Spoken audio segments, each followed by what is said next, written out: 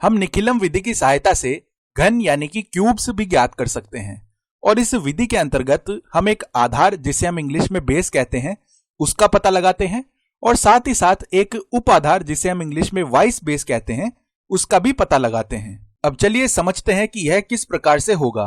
और मान लीजिए हमारे पास वास्तविक रूप से एक संख्या a दी हुई है जो कि 32 यानी कि 32 के बराबर है और हम इस 32 का घन यानी कि क्यूब पता करना चाहते हैं।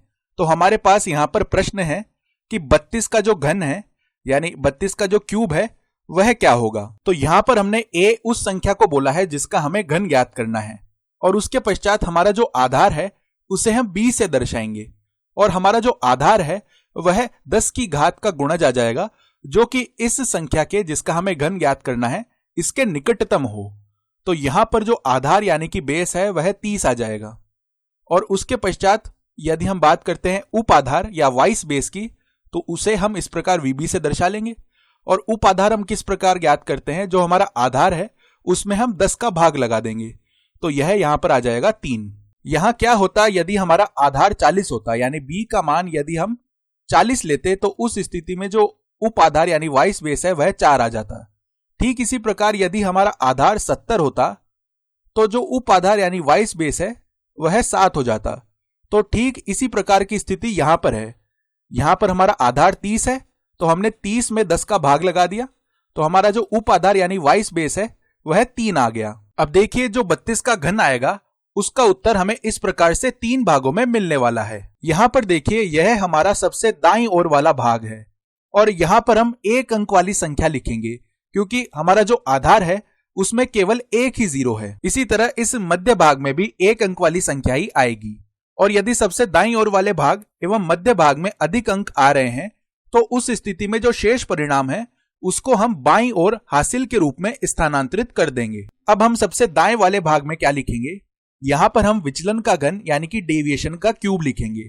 तो यदि हम विचलन को d से दर्शा रहे हैं तो बराबर में आ जाएगा जिस संख्या का हम घन ज्ञात करना चाहते हैं यानी कि a जो कि 32 के बराबर है माइनस में जो हमारे पास में यहां पर आधार है यानी कि 30। तो 32 माइनस 30 हो जाएगा 2 के बराबर। तो सबसे दाएं वाले भाग में हम इसका घन लिख देंगे यानी कि 2 का क्यूब लिख देंगे।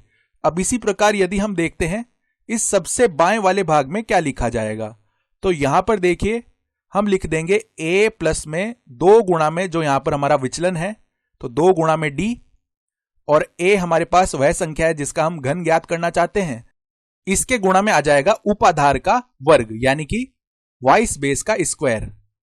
तो अब यहां से देखिए यदि हम मान रख लें तो जिस संख्या का हम घन ज्ञात करना चाहते हैं यानी कि a का मान है 32 के बराबर प्लस में 2 गुणा में विचलन का मान है 2 के बराबर, तो यहां पर 2 गुणा में 2 हो जाएगा और इस पूरे के गुणा में आ जाएगा उपाधार का स्क्वायर यानी कि 3 का स्क्वायर 9 हो जाएगा। तो 2 गुणा 2 4 होता है, 4 प्लस में 32 यानी कि 36। तो यहां पर 36 गुणा में 9 बन जाएगा जो कि 324 के बराबर होता है यानी कि सबसे बाएं वाले भाग में हम 324 लिख देंगे। इसके बाद चलिए बात करते हैं कि मध्य भाग में क्या लिखा जाएगा। तो उसके लिए हम यह मिटा लेते हैं। तो मध्य भाग में देखिए हम लिखेंगे 3 गुणा में जो विचलन का स्क्वायर है यानी कि d का स्क्वायर और इसके गुणा में जो उपाधार यानी कि वाइस बेस है। तो यह मान देखिए क्या बन जाएगा, 3 गुणा में जो विचलन है वह 2 है यानी कि यहां पर 2 का स्क्वायर आ जाएगा और इसके गुणा में उपाधार 3 है तो यहां पर 3 आ जाएगा।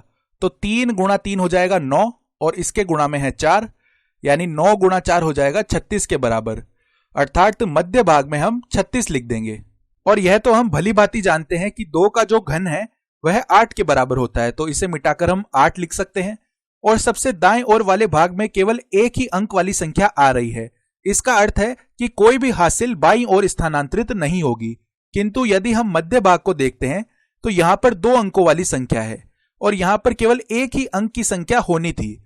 तो यहां पर 36 में से ये जो 3 है ये बाईं ओर हासिल के रूप में स्थानांतरित हो जाएगा। तो यहां पर 324 प्लस में 3 बन जाएगा और हम कह सकते हैं इस 36 को मिटाकर यहां पर केवल 6 ही बच जाएगा। तो इसका अर्थ है अब हम कह सकते हैं कि जो हमारे पास में घन है 32 का वह कितना बन जाएगा, 324 प्लस में 3 किसके बराबर होता है, 327 के बराबर।